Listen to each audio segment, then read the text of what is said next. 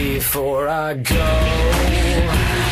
tell me, will you ever who you play yourself to be? Either way, I must say goodbye. Hey now, what is up everybody? My name is Mike Brown, aka ReviewKingMB, and I just got back from a screening after seeing Ghost in the Shell. Yes, Ghost in the Shell is a 2017 film that was directed by Rupert Sanders, and it is, of course, based on the Japanese anime with the same name. Now, before I get into this plot, I have to talk about the controversy. How, when this was first announced, everybody just lost their minds when Scarlett Johansson was cast as this major character who a lot of people, like, when I heard the outcry and the rage against this, I assumed that this was all fans of the anime. People who watched the anime knew it through and through, knew the story, and they were pissed because of whitewashing. So I backed them up until you look it up yourself and you see that this major character Scarlett Johansson is playing, she's a synthiate, she's an android, she's a robot.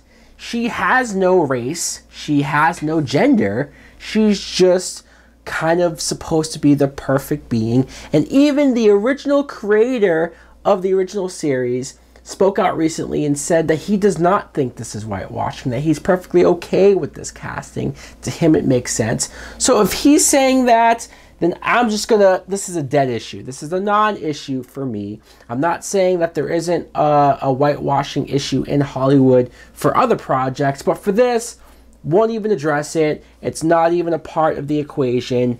The plot is, we see that it's set in the near future. You see they're in like Tokyo, and Scarlett Johansson is playing Major. Like I said, she's a robot specifically made by this company. There's this one villain who's going around killing people one by one, and Scarlett Johansson has to find out not only who is this guy, how is he doing it, but why is he doing it. But once she finds all of this stuff out, it changes everything that she once knew.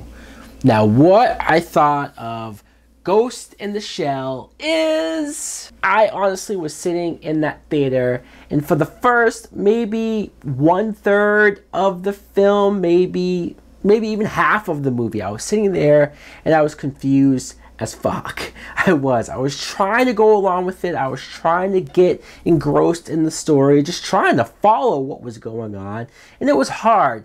I think that if you're already a fan of the anime, if you already know this story through and through, know these characters, know the situation and the atmosphere and the setting, then you're gonna jump right in and you're probably gonna love it. I heard people after the screening who were fans talking about how faithful this was or how much it got right and this and that. So for those fans, they're probably gonna love it and appreciate it. But I think if you don't know the anime, like at all, if you're going into this completely cold like I did, you're going to be a little confused, at least for a little while. But then there comes a point where the story does take a turn, and it does go in a direction that at least is more easy to follow, and you can start to get behind the Scarlett Johansson character a little bit more, because at first I was worried. At first I thought this would be another Lucy situation where Scarlett Johansson, sure, she's great, she's box office gold, right? She can do no wrong, but especially in Lucy, you just couldn't connect with that character, and it got too powerful and too much. And with this movie at the beginning, she's such a robot. She's so emotionless that you don't know how well you're going to go with it, because she's a robot. Whenever she gets herself in a situation where something happens, it's just, well, she's not going to die. They can easily put her back together.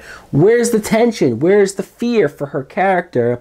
But like I said, once you get to a point in the story where she too gets confused over what she was programmed to be and do, and she questions sort of everything that she was built for. You see a bunch of characters in the movie who are maybe partially robotic. they have like an arm or a leg or body parts that are made of metal robots, and that's sort of now the norm of society. So there are aspects of her character, of the story, that you start to, after a while, at least for me, go along with. Also, I will say that Rupert Sanders, say what you want to say about maybe some of his personal stuff and what happened in the past, but I think he does a good job directing the scenery. I think this movie looks gorgeous as far as special effects wise, cinematography. The city looks amazing, this futuristic city with these holograms all over the place, and it makes it really look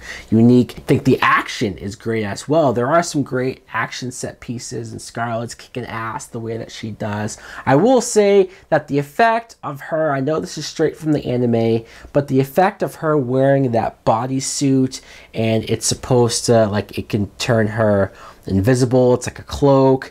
Like, I like the idea. I think some parts of that look cool, but there were other parts where the CGI was a little wonky, was a little goofy on her. I'm staying away from really talking about this plot. I don't want to spoil it, just in case, but I will say that the plot does get better as the movie goes on. I'm not saying that I love the film. I'm not saying it's the greatest thing ever. I feel like, once again, if you're a fan of the anime, you might love it. This might be the greatest movie of the year for you. I was thinking, honestly, like, I was thinking some old bullshit. Just at the very beginning, I thought it would be a convoluted mess. But once I got into it, I'm gonna bring it all the way up to a low matinee.